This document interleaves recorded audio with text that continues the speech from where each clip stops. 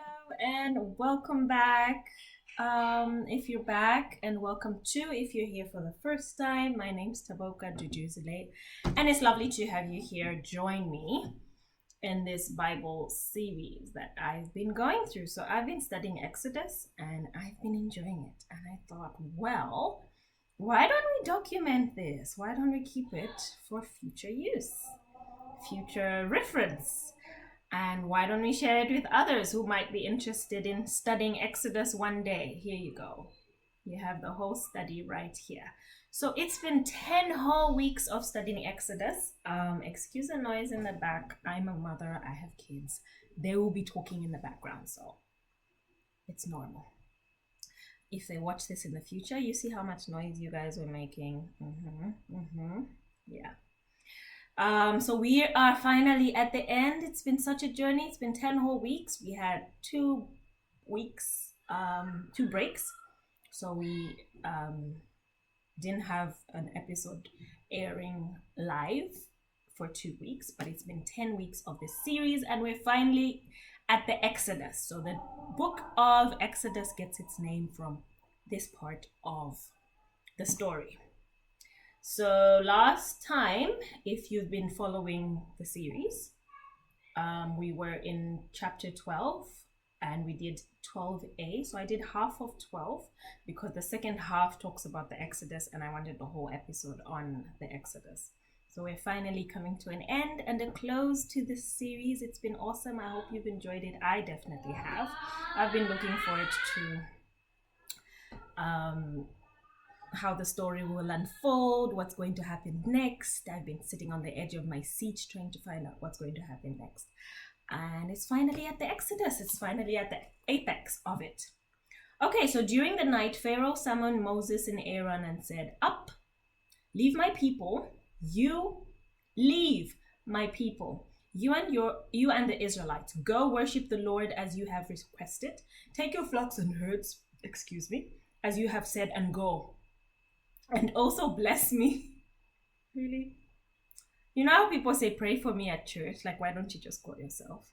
The Egyptians urged the people to hurry and leave the country, for otherwise, they said, "we will all die." So the people took their dough before the yeast was added and carried it on their shoulders in kneading troughs, wrapped in clothing. The Israelites did as Moses instructed and asked the Egyptians for articles of silver and gold and for clothing, and the Lord made the Egyptians favorably disposed towards the people, and they gave them what they asked for, so they plundered the Egyptians. So these people are going to start a new life. They're relocating, they're going somewhere new, they don't have anything, they've been slaves for years and years and years, and God says, ask the Egyptians for stuff. So they give them silver, they give them gold, they give them clothes, because they were slaves, so they had absolutely nothing. Isn't that amazing? God is paying them back for all the slavery. They were not being paid for any of the work they were doing. So finally they get to be sort of paid back as they leave. So they go with all these things. The Lord had made the Egyptians favor many other people, women and children, many other people went up with them, large droves of livestock. So remember, the livestock in Egypt had died. These guys still had their things. So they had that. The dough was without yeast because they had been driven out of Egypt and did not have time to prepare food for themselves. Now the length of time Israelite people lived in Egypt was 430 years. These guys had been slaves for 430 years. Great and great and greatest and greatest grandparents had lived in this slavery. Some who they haven't even met. They don't even know these grandparents. So they've been slaves for that long. At the end of the 430 years to the very day all the Lord's divisions left Egypt. Because the Lord kept vigil that night to bring them out of Egypt on this night, all the Israelites are to keep vigil to honor the Lord for the generations to come.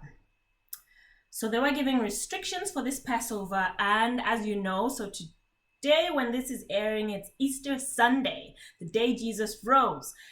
Jesus died at the same time this was happening. So I'm not saying he died in Exodus, but the time Jesus died, years and years later after this story was the Passover. So if you see some of the things that are being talked about here, these are exactly the things that happened to Jesus during his death. So the Lord said to Moses and Aaron, "These are the regulations for the Passover meal. No foreigner may eat it. Any slave you have bought may eat it after you have circumcised him. But a temporary resident or hired worker may not eat it. It must be eaten inside the house. None of the meat outside the house. Do not break any of the bones." The whole community of Israel must celebrate it. So there's a connection that has been made by scholars of none of the bones of the lamb that they killed were broken. So when Jesus died, I think you saw the limbs of the other thieves, because it was Jesus on the cross, and the other thieves were broken because they wanted them to die quickly or something. None of Jesus's bones were broken when he was crucified. The whole community of Israel must celebrate. A foreigner residing amongst you who wants to celebrate the Lord must have all the males of the household circumcised. Then he may take part in the one born in the land. No uncircumcised male may eat it. All the Israelites did just what the Lord had commanded Moses and Aaron, and on that very day the Lord brought the Israelites out of Egypt by their divisions. Finally, the Israelites left. So if you remember how this story started, God told Moses, "I want you to send you to go talk to Pharaoh, to be the one who tells Pharaoh to let my people go so they may worship me." 10 episodes later, God's word has come to pass. These people have been set free. God never lies. God is the same yesterday, today, and forever. So please put your trust in him. I'm so sorry for this noise. Please put your trust in him. Put your trust in him. Give your life to him. He doesn't lie. He is not going to use, abuse, and lie to you and promise you things that will not happen. Everything God says is true, and he is the Lord of the world, and we want to spend eternity with him. I have said this for 10 sessions, and I say it for the last time. Hopefully not the last time. Maybe later on I can still talk about this.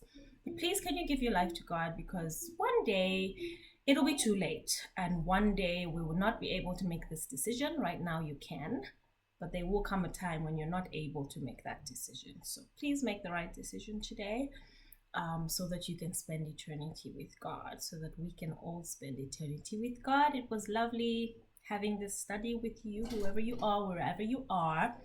Hopefully you can go on and read the Bible for yourself. We've gone up to 12, but that's not the end of the Bible. That's just the second book of the whole Bible. So we've only done this. There's the whole rest of the Bible to read. So please go get yourself a Bible, read through it, and get to know this God who I've been singing about here. Get to see if you can get to know him for yourself. I might have been lying this whole time. So go and read the Bible and see for yourself, and make sure what I've been saying is actually from the Bible. And yeah, we'll see you in the next one, whichever one it's going to be, whenever it's going to be, if it's going to be there, God willing. Goodbye.